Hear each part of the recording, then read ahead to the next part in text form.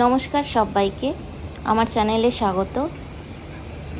আজ আমি দুবাই থেকে উড়িষ্যার বাগদা বিচে যাত্রার ভিডিও নিয়ে চলে এসেছি। রাত 2টোয় কলকাতার উদ্দেশ্যে আমার ফ্লাইট ছিল। এই প্রথমবার আমি দুবাই এয়ারপোর্টের লাউঞ্জ ইউজ করলাম। মারহাবা লাউঞ্জের উদ্দেশ্যে যাচ্ছি। খুঁজে পাওয়া ডিফিকাল্ট ছিল না, ওপরে যে সাইনগুলো ছিল ওগুলো ফলো করেই পৌঁছে গেছিলাম। খাবারের ভ্যারাইটি লিমিটেড ছিল, বাট ডিনারটা এখানেই সারা হয়ে গেছিলো। এই যে লিফটে করে আমি এবার যাচ্ছি, লঞ্চে পৌঁছে গেছি। দাদার মেজিয়ার কোয়ার্টার থেকে আমরা গাড়ি করে এবার বালেশ্বরের উদ্দেশ্যে রওনা হচ্ছি। আমার এবার বাড়ি আসার উদ্দেশ্যই ছিল দাদার ছেলের ফার্স্ট বার্থডে সেলিব্রেশন। দুবাইয়ে বিচ সেলিব্রেশন খুব কমন, তাই আমার ইচ্ছে ছিল ইভানের বার্থডেটাও বিচে করতে। তাই বেঙ্গলের নিয়ারবাই বিচ যেখানে সেলিব্রেশন অ্যালাউড, এরকম আমরা বালেশ্বরের বাগদা বিচটাই পেলাম। পুরী বিচে অ্যালাউড ছিল না। একটু ডাউটফুল ছিল যে এরকমটা চেয়েছি ওরকমটা হবে কি না, বাট ফাইনালি দেখলাম যে মনের মতোই সাজিয়েছে, ঠিক যেরকমটা চেয়েছিলাম ওরকমটাই হয়েছে সেলিব্রেশনটা। তো খুব হ্যাপি। টোটাল জার্নিটা ছিল প্রায় 7 ঘন্টার। মাঝে আমরা বাচ্চাটাকে খাওয়ানোর জন্য আর নিজেরা ব্রেকফাস্ট করার জন্য দুবার হল্ট করি। তো বেরিয়েছিলাম সকাল 9টা নাগাদ আর পৌঁছেছি প্রায় 4টে নাগাদ। এই চলে এসেছি আমরা মাই ইকো ক্যাম্প রিসর্টে।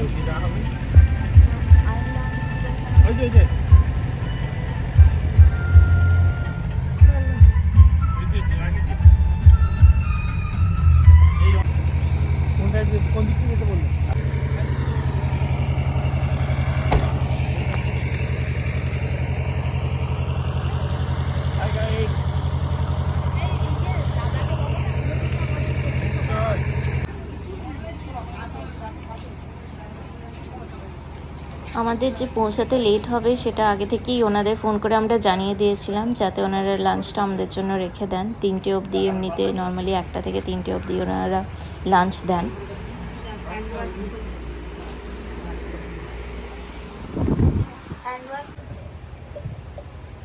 এই যেটা ডাবের জল দিয়ে দিল, ওয়েলকাম ড্রিঙ্কস খাচ্ছে। হ্যাঁ, প্রত্যেকেই দিয়েছে। ওকে, এখানে কাটা হচ্ছে আর এই যে দিচ্ছেন। দাদা আপনার নামটা? লালটু। লালটুদা, আমাদের লালটুদা দিয়ে দিল। ঠিক আছে, এগুলো এখন ঢুকলাম আমরা, জাস্ট অনেক টাইম লেগে গেল। আস্তে আস্তে টাটা, আবার পরে দেখা হচ্ছে। আমাদের বেটুও একটু ডাবের জল ট্রাই করলো।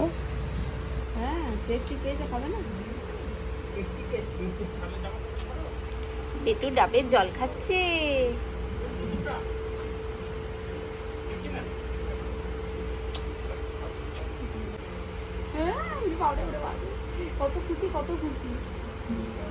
আমরা 2টো কটেজ নিয়েছিলাম, এটা আর একটা কটেজ।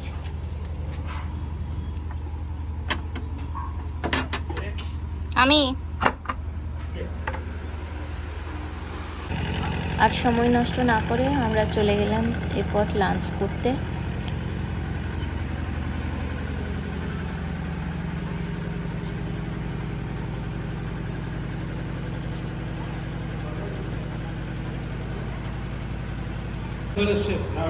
বেটুর মাছ ভাজা রেডি।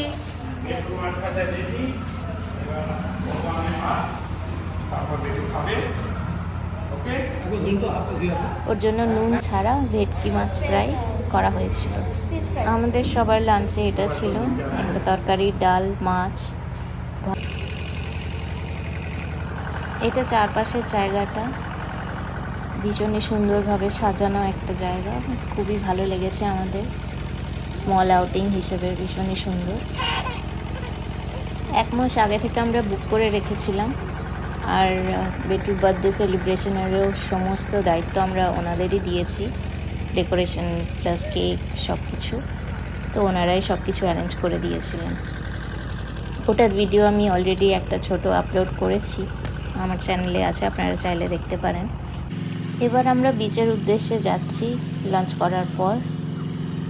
যেটা শুনেছি যে এখানের বিচ কিছুক্ষণের জন্যই অ্যাভেলেবেল থাকে, তারপরে অদৃশ্য হয়ে যায়।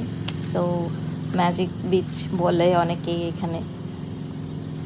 তো সেটাই দেখতে যাচ্ছি কতটা কি জল আছে না আছে, কি অবস্থা। তো জঙ্গল পেরিয়ে জাস্ট 2-3 মিনিটের হাঁটা রাস্তায় তারপরেই বিচের দর্শন।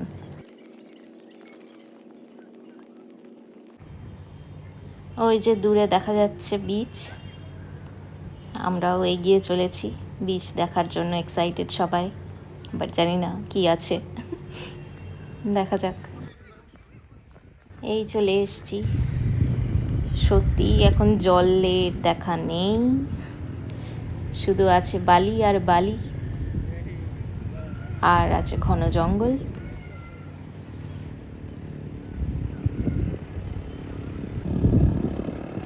কিন্তু এই বালিতেই নানা রকম ছোট্ট ছোট্ট সামুদ্রিক প্রাণী ঘুরে বেড়াচ্ছে, আর অনেক রকমের ঝিনুক।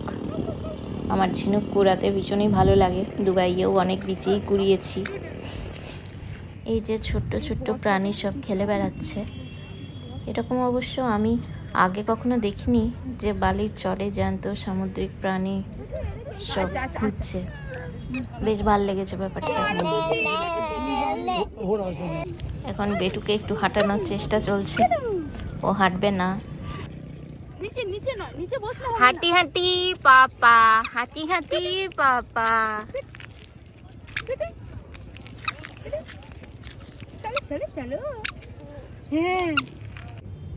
এবার বালির মধ্যে খেলতে স্টার্ট করেছে ও, বালি ঘাঁটতে খুব ভালো লেগেছে ওর।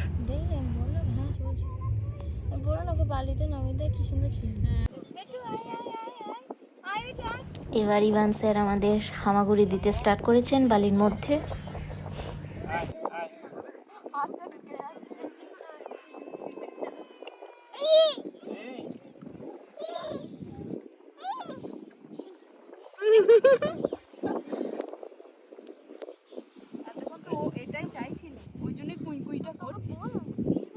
দানা ধুতে যাস না, ওই জলে তো আমরা এই জলে দানা যদি হারিয়ে যাই।